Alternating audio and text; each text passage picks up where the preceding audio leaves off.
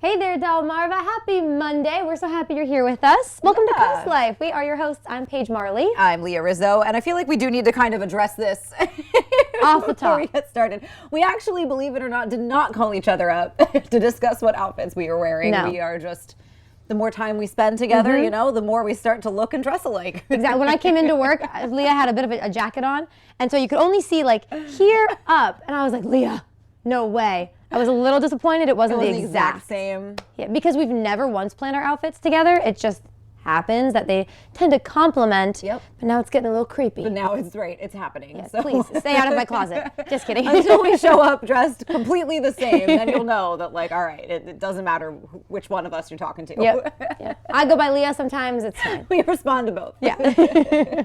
But we do have a great show for you. We always like to start off the top talking about what you are talking about. And you ever have those moments where, like, you're scrolling through your socials, your Facebook, and you just, that one person who posts something and you're like, oh, they just want attention. If you aren't thinking of a specific someone, you are that person. And I'm so sorry to tell you that. So start thinking about what you're posting. Yes. Oh, Yes. It drives me nuts. This girl I went to high school with, always, and I don't know what she's doing, but she always posts like a hospital band or something, like, or she's in like the waiting room of the hospital. And I'm always like, oh no, what's wrong? But she always captions it like, in the hospital, don't ask. Then why'd you post about it? Why'd you post if you didn't want people to ask? And then like an hour later, 2 hours later, you know, it's like a vague post where it's like, you know who your real ones are. No one ever reaches out. It's like, you told us not to reach out. Yep. Ugh. The traps laid by the vague bookers, I think, is what they were called for a while, where they're like, I need prayers, but I can't elaborate. Or the people that are just like, I'm leaving social media, don't ask why. Yes, like, don't tell us then. and don't make a show of it. Right. Just go. We won't notice that you're gone. Right. I think we had talked about a little bit the folks who cry on social media. That sometimes screams attention, oftentimes screams attention. All the time. Yeah, that one. Or when, you said, when they're just like leaving social media, but the best is when it's like logging off for the day. Yeah. Okay, bye. Like, okay. Yeah. See ya. Yeah, too much. I'm logging off.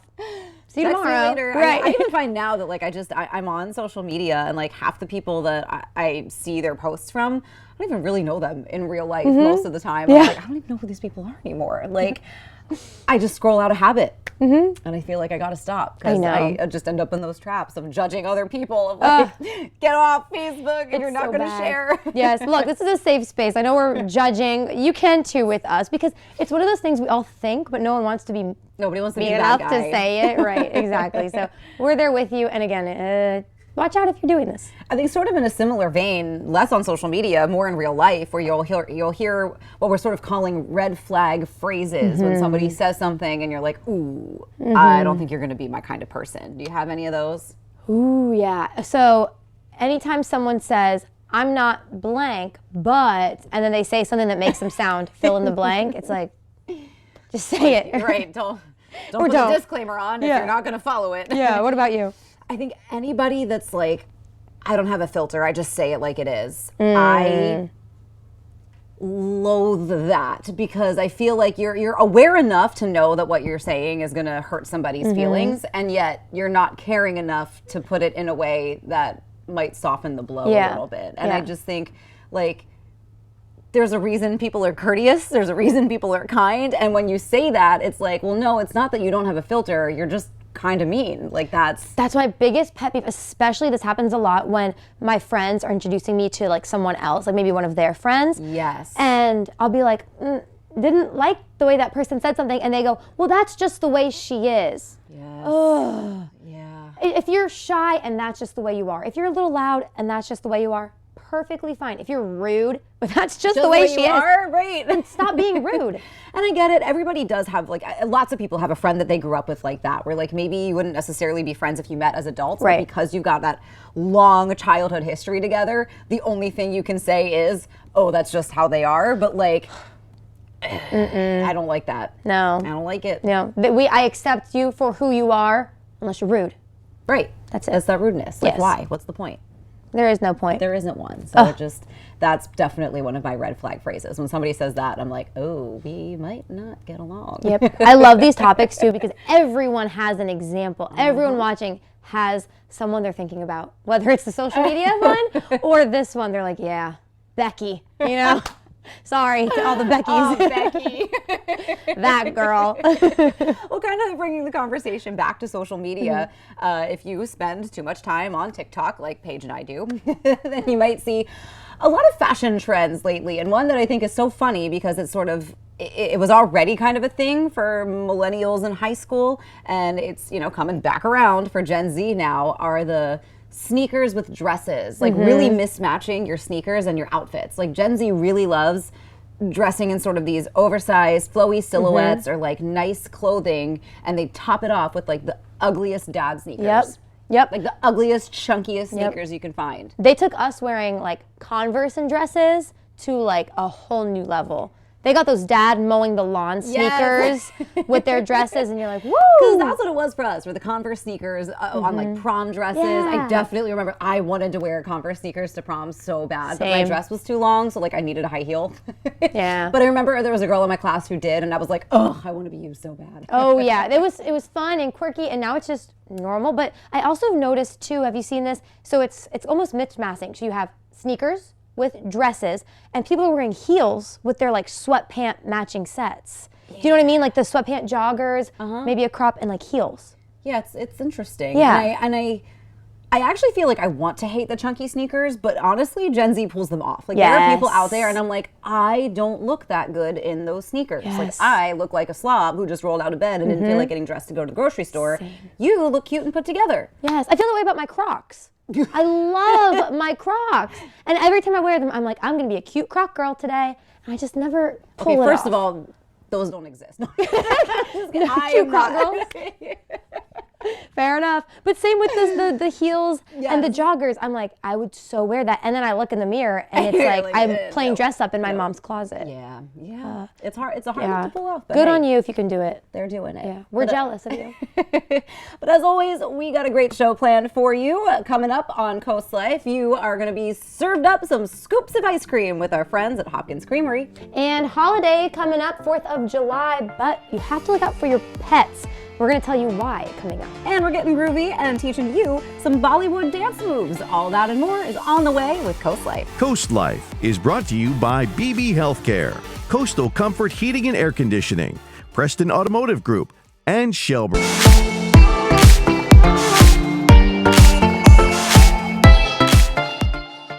You're watching CoastLife, and summer is moving. That's why 4th of July is right around the corner, and we love our four-legged furry family members, and we want to make sure that they stay safe and comfortable and feel safe and comfortable by the time those fireworks start going off. So joining us on the CoastLife couch today is Lee with the Humane Animal Partners. Welcome. Thank you. Thank you for having me. And this little angel gentleman here that is also joining us on the couch. Parker. Oh, you are so sweet. You're so good, Parker. Oh, He feels right at home here. He's welcome anytime, as are you, Lee. So 4th of July, it is coming around. It's I think a lot of times people either aren't really sure what to do with their pets or how to keep them comfortable while those fireworks are going off. So do you have any tips or maybe even kind of break down what your pet is feeling during the 4th of July? Yeah, it's a great question and a very important one for people to be educated on because in fact, July 4th is the day of the year where most dogs are lost. So it's very important to keep these guys safe and comfortable, as you said. So the best thing to keep in mind is, honestly, dogs don't really understand what fireworks are, and ultimately it is best for them to stay home, safe, locked inside, where they are familiar with their surroundings.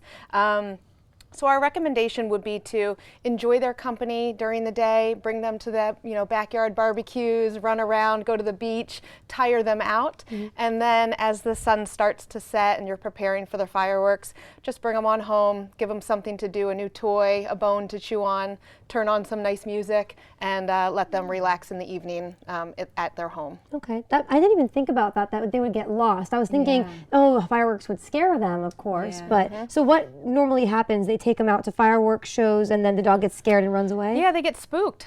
They don't understand, what fireworks are, where they're coming from, or what's happening around them. So, while humans are very well prepared and excited for fireworks, it's quite a shock to the dogs once they start hearing those loud booms. And so they get spooked, and if they're not properly leashed or harnessed or crated, then there's a good chance that they'll get spooked and try to run away to safety. And so, and we all know that the safest place for them to be is in their own home. Definitely. So if it gets to that point, unfortunately, if a dog gets lost, what do you recommend the owners do, or what do you do if you find a lost dog? If you find a lost dog, you can bring them to our facility, any shelter or vet clinic, and if the dog is microchipped, the microchip is inserted between their shoulder blades, and any of those facilities can scan for the microchip and connect them back to their owners. Sometimes Good Samaritans will find a dog and bring them to their local shelter, so you can always call around to see if any dogs have been brought in recently. But other than that, if you do obviously lose your dog, you want to get the word out quickly so that you have as many eyes as possible in the community keeping an eye out for them. Aww. We do have Parker here. He's got his little Adopt Me leash on. Does that mean he is available for somebody to take home? He sure is. Parker is just under 2 years old, and we think he's a boxer mix, and he's got the cutest little underbite. He's very sweet and very calm, as you can see. It did not take him long to take a nap here with us today, but he is available at our Rehoboth facility, and he's just a lovely dog. He gets along with everybody that he meets. We think he'd be good with kids. If there are other animals in the home, we would want to do a meet prior to finalizing any adoption. But yes, he is available and ready to go home. Yes. Oh, if you guys don't adopt him, snoring. yes, I will. Please. I mean, he really has been so good this whole time. Just I know. We're ready to just right keep up. him here right on the CoastLife couch. Yeah, maybe he's the new CoastLife dog. He'd probably be happier in your home. A little bit. Well, thank you both, I guess, for coming. Yes. Thanks for being here, you. Parker. Yes, it's very informative. So thank you for teaching us what to do this holiday season. Absolutely. And we've got more information and more entertainment coming your way when CoastLife gets back.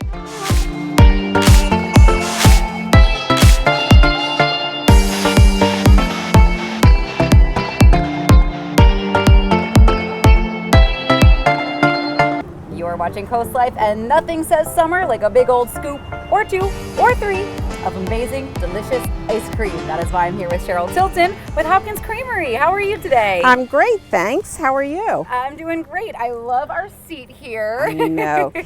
So where does the cow come from? Why the cow seat here at Hopkins? Well, we were a dairy farm up until a few years ago. So naturally, the cow is part of the dairy farm. Plus, we have a few cows for our customers to enjoy also. Yes, the cows are here for the summer. And I know everybody loves the cows, and that's part of some of the things that make Hopkins so special. But what else kind of makes this such a special spot to bring the family, bring the kids, bring a date to get some ice cream? Well, the farm itself is Green Acres Farm, and it's been in the family well over 80 years. We started the ice cream, the creamery in 2008. And it's just a great family destination. The kids can come out. We have the cows, of course, like we had mentioned. There's the playground. We're doing birthday parties. So all in all, it's just a special destination for the whole family. You said birthday parties. What a creative way to celebrate a birthday. What's kind of been the target audience for those birthdays? Is there an age limit? Asking for a friend? Asking for yourself? Maybe. No, so far it's just, we've only done one, and it's been a young child, you know, 5, 6, and we have another one coming up, but we set up games for them and we give them prizes, and you know, there's just all kind of things that they can do, and then they go out and play in the playground for a while. We have the birthday cake for them. Wind the kids up, set them free, let that energy out, and of course they get a treat. Now let's talk about some of the treats that you have. What are some of the favorites here at Hopkins? It seems like waffle cones with a single scoop. That seems to be really big. Sundays, a lot of families come in and get the banana splits. I mean, the whole family gets a banana split. So that's like making 4 or 5 at a time. So banana splits are a real big seller, but The milkshakes, people love milkshakes. And we've talked about the cows a little bit, but tell me a little more about the cows. How many do you have here? How often are they here? We just brought back this season 3 cows. Okay, they come from another farm in the area. We get them when they're about 6 months old. Right now they're 9 months, and I know they seem pretty big for 9 months, Right? but they still have a lot of growing to do. Oh my goodness. Of course, we're in the summer season, but is Hopkins open year round?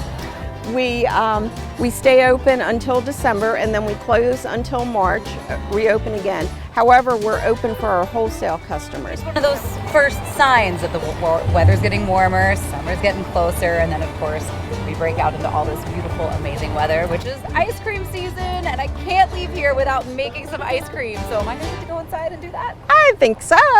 Woo, all right. Scoop of the batter, spoonful. You're gonna put it right there and just press it down as hard as you can. That's a little bit more golden, so we'll use that. So we'll grab it off, and you use the roller, press down hard, and just roll it, and there it makes it for you. And then you just put it in the buddy, Oh, that's cute. and there you go. So we have our perfect golden brown waffle cone. It's time to fill it with some ice cream. Yep, raspberry, so it's gonna grab it out, All right. and just get a scoop. Usually we say about the size of a baseball, Okay. and just put it Very right in serious scoop. there. Put the box back, So perfect. and This shouldn't be stressful. And the pineapple orange is going to be down here. All right. It's this orange box here. Do you mind holding my cone? Yeah.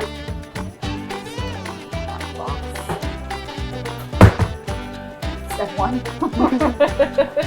Scoop. You said about the size of a baseball. Yes. Oh no, it looks nothing like yours. There you go. How's that? Yep. And there you have your double scoop waffle cone. For a small milkshake, it's 2 scoops, but for a large, it's going to be 3. So we're going to do 3 scoops. 1. There's 2. And let's get 1 more. There we go, that's 3. We'll come right over here to the syrup, and we'll get 1 pump of the simple syrup since it's not a chocolate milkshake. Okay. So what I do with the milk is I like to pour it, and I do it about 3/4 showing of top of the cup. So I grab a spoon, and then what I do is you push it up under the spinner, and you get it towards the back of the clicker, and once you push it all the way up, it should click and start spinning. Ah. And then just pour it in. There it goes. Oh, And it goes. Looks so good. Perfect summer treat. There we go. And there's your large milkshake. Well, to make some adorable friends like this, get some amazing and delicious ice cream, and have an amazing family outing, make sure you come on out to Hopkins Creamery. Stick around. I'm going to finish this milkshake. You go get yourself one, because there's more CoastLife on the way. This segment of Coast Life was brought to you by Hopkins Creamery.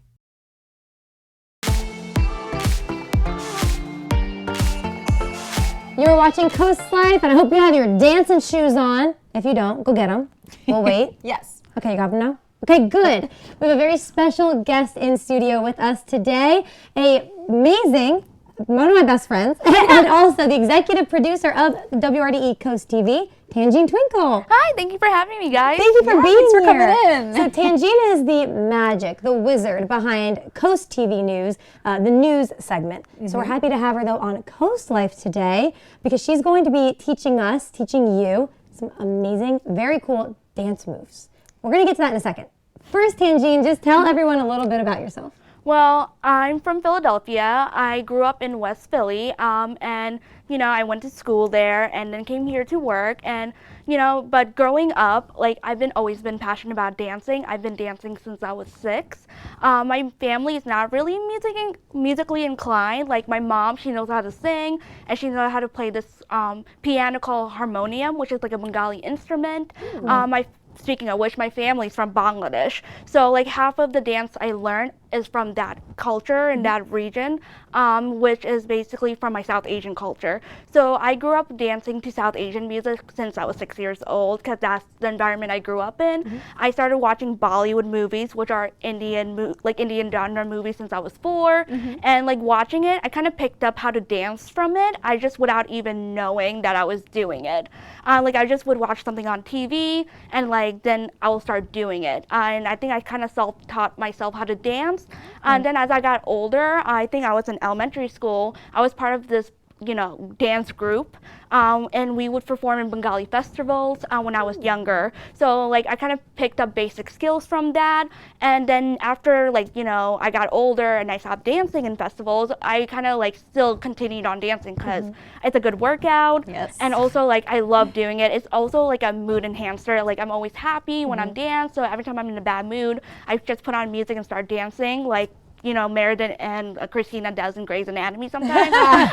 So like I just love to dance. I can't wait to teach you guys some moves. This is going to be so cool. And I know you are really proud of your South Asian culture, and it comes through in the way you dance and even just talking to us and the way she cooks. Oh yeah, that's a segment for another day. I can't wait to teach you guys how to cook Indian food. It's going to be great. Yes, that'll be amazing. So earlier though, we were downstairs. There's not a lot of room up here to learn some dance moves. Can you remind us what we were learning, what you're teaching us? Okay, what I taught you was some hand moves, like, going like this and that, and just more of like hand gestures are a lot used in Bollywood movies and like in songs and even in like Bengali dancing and stuff too. So then we did a lot of hip shaking, because like moving your hands and hips are very important. And then one of the biggest thing is expressions. You just want to look like you're having fun and and having a good time, but also you can express your face in your dance. And a lot of people kind of like it, because if you just do the move and look like you're bored out of your mind, nobody's going to be enjoying it. So I always tell people, like, if you're dancing, act like you're having fun, show some expression, keep them to keep on watching you. So yeah, so I taught you all those things, and you guys did a really good job, and Paige is going to be great for my wedding. Oh my gosh, thanks. All right, well, we'll let them be the judge of how great it went. So take a look at us trying to learn Bollywood dancing. But also we like to move them around like this. So if you stick your hand out like that, and see how it becomes like two. So this is just moving your hips. So you're actually holding your hips. You push it up, and sway, sway, sway, sway. How you move your feet, which I love about it.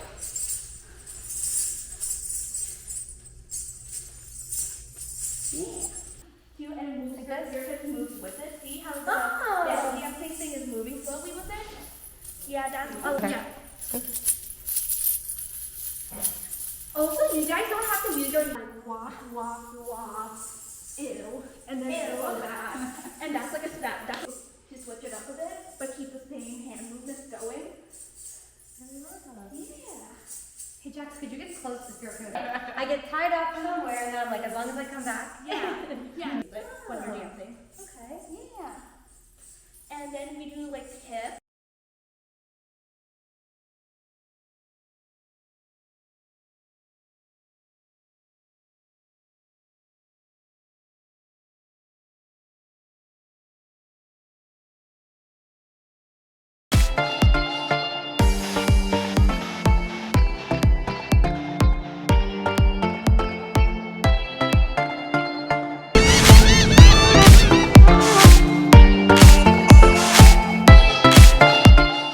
All right, check this out. This is super cool. You may recognize this dress on your screen.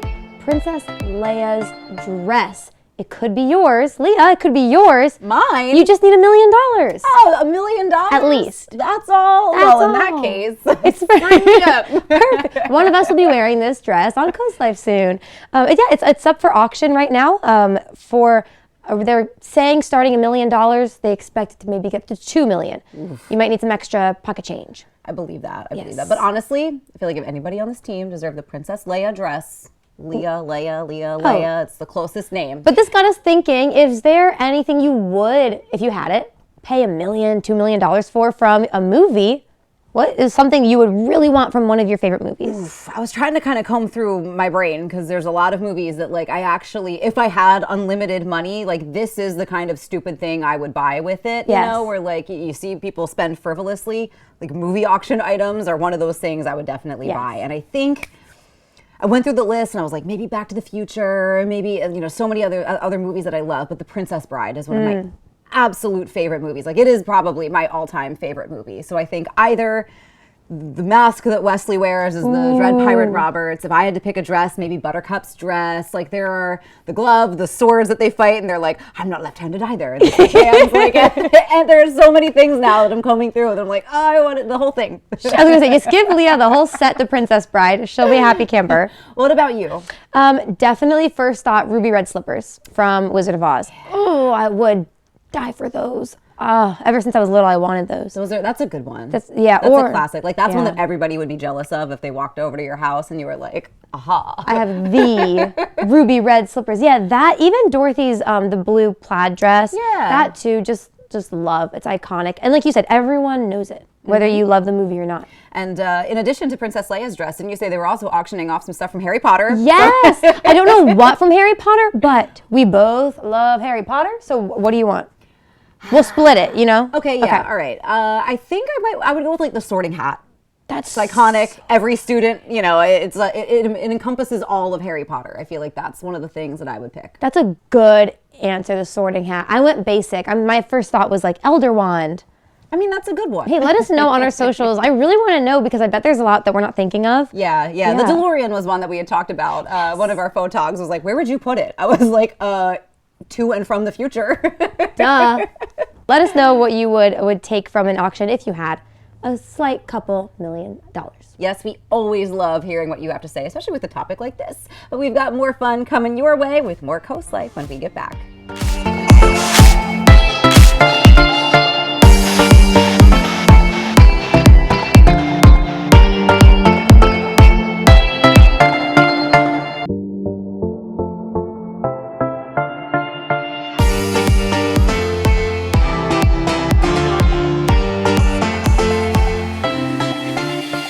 You're watching Coast Life, and food trucks, music, and more all went into a very fun and successful weekend with our friends at Loblolly Acres. They do all kinds of events, including weddings. So for your next event or to see what's going on, we've got our field correspondent Maya Henry checking out Loblolly Acres. Welcome to Coast Life. I'm Maya Henry, and with wedding season approaching, Loblolly Acres is the perfect place to plan your special day or upcoming event. In King County lies the beautiful Loblolly Acres. At Loblolly Acres, a dream wedding can come to life, a concert can entertain many, and endless possibilities can come to fruition. The Magnolia Barn allows for a variety of special events to be celebrated with family and loved ones. Weddings, baby showers, bridal showers, we've done funerals, we've done quinceañeras. We do a lot of sweet 16s and quinceañeras. The barn that makes dreams come to life once started as a beloved Christmas tree farm to the community. My parents bought it in 1964, and so I grew up here. I moved here when I was a very little girl. When Barbara Ann Warren, former owner of Loblolly Acres, passed, the shop was passed down to her daughter, Cheryl Epps. In the year of 2000, I took over running it, and we still sold Christmas trees, did a big pumpkin patch, and school tours. The school tours ended in 2020 during the pandemic. But the pandemic didn't stop the Loblolly team from keeping the company alive. So we moved to do events, and we started building. So we built a big barn to do weddings, do wedding receptions in, and a big stage, and moved forward into the event business. With a vision from a professional dancer came the Art Society and Sycamore Stage, providing entertainment for the whole community. I met Cheryl through dating her son. We grew up at the same high school, and I was training ballet at the time, and I fell in love with it, and I wanted to continue with a professional career, so I joined First State Ballet Theater in 2019 in Wilmington, and I really noticed in this area the arts were lacking. There's so many talented people, but they didn't have a place to really share everything that they're so good at. So we wanted to change that. So the journey to creating the ideal stage began. Angie decided we needed a stage, and so Clem started building, and Clem asked Angie what dimensions of the stage, and Angie said, like the Russian stages, the old stages in Russia. And so she brought him dimensions, and he built a gigantic stage. The Art Society is a nonprofit organization that promotes the arts in Central Delaware. There isn't a lot here in Kent County, so our goal is to bring those here. So whenever you come to an event here at Loblolly, hosted by Loblolly, you will buy tickets to come to our events. 100% of all the money that you pay to come here goes to the nonprofit, which in turn will go toward bringing more events to the people of Kent County. With that in mind, Loblolly Acres has some upcoming events that the whole family can enjoy. We have our second annual car show that will be May 20th. We have Mike Hines and The Look, which will be June 23rd, and please come out and enjoy. We'll have food trucks, we'll have a cash bar, we'll have yard games, circus acts, and a steel drummist on the patio before Mike Hines and The Look performs. We also have Love Seed Mama Jump in August 4th. We have the Chesapeake Brass Band on August 6th, and the First State Ballet Theater, my personal favorite event, which will be September 10th. Loblolly also has some more summer events in store listed on their website. Be sure to keep a lookout for the month of October, as their annual Pumpkin Patch Sunday is an event that anyone can fall for. Pumpkin Patch Sundays every Sunday in October, where you can come pick pumpkins. We'll have food trucks, some local vendors, and it'll be a grand old time. To schedule your next special event at Loblolly Acres, please visit their social media or website for additional information.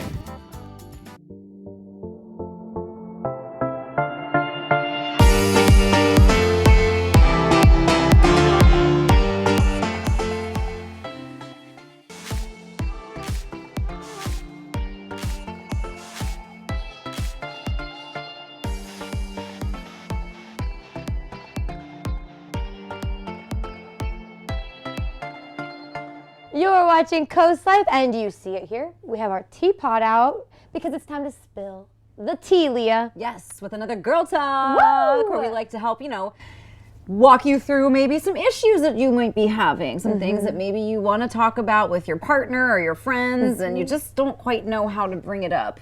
That's where we come in. We love to hear your juicy gossip and help you with it. We're not necessarily good at that second part of guiding you through it, but we'll give you our real, genuine thoughts on the matter. Exactly, and then take it and run with it, or don't.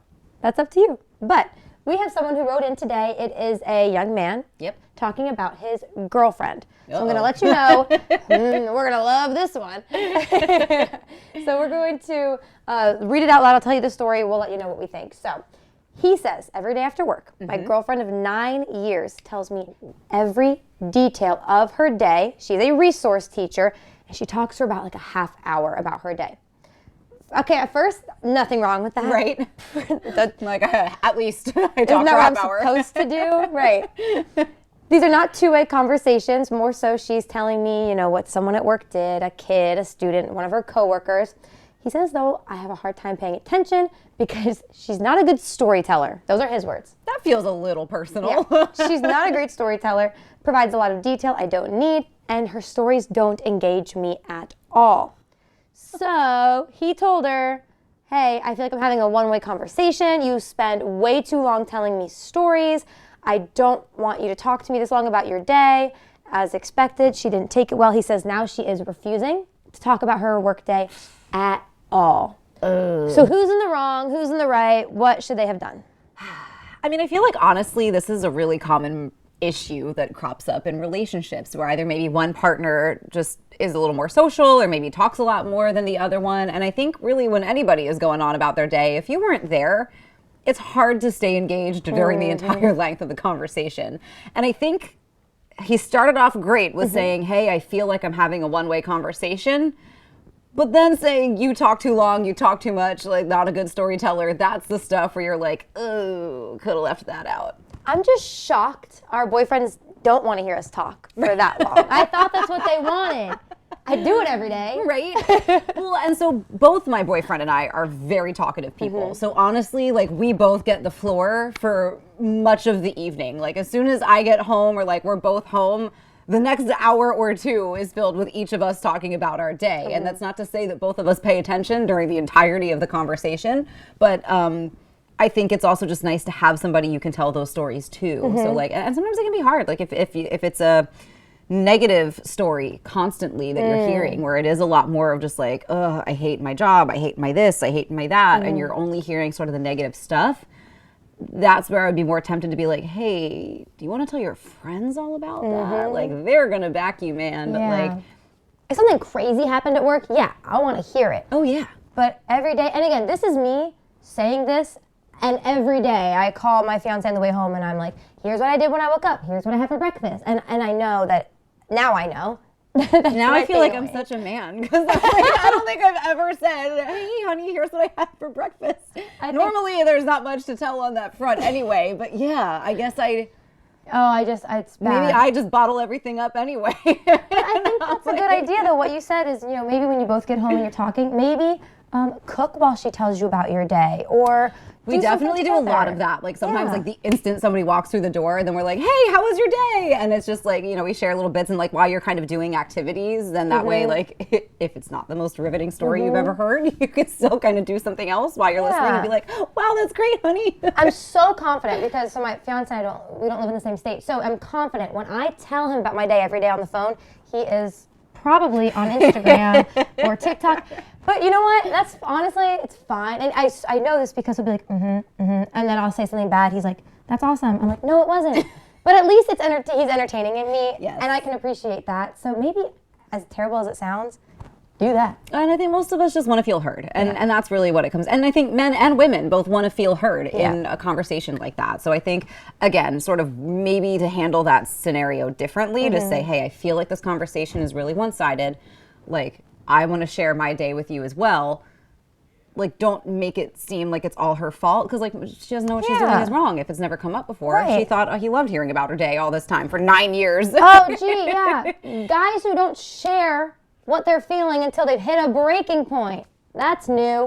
Yeah, so I think maybe just be honest, but not like super confrontational and like you do all of these things wrong. More like, hey, I want to share too. Yeah, or ask her maybe like, well, tell me the best and worst part of your day. Like guided questions. When she starts to repeat herself, I kind of do this with people sometimes. Like, oh yeah. Well, I also repeat myself a lot, but when someone else says, oh yeah, I remember you told me this happened, right? Okay, yeah. So what was next? Try to guide her. Look, we can be sensitive. Not all of us. Yeah. Depending on the day. Yeah, some of us. Yeah. So, next time, just leave it right before you start calling her names or boring. Nobody wants to be boring. Yeah. You went a little too good there, buddy. But yeah, if you have maybe some drama or a little relationship issues. I don't really want to say issues, but just turmoil perhaps, like a little something going on. Disagreement. Maybe you're not quite sure how to navigate the situation. Let us know. We'll spill the tea, and then we'll give you some perhaps misguided guidance on how to navigate that situation. We're good at that. Yeah, and it's all anonymous. It is all anonymous. We will not tell anybody who you are. Yeah, so just email us, team@coastlife.com, or just let us know on our socials, slide in our DMs. Don't if you have a girlfriend. Email us if you have a girlfriend. Yes. And stick around because there's more coming.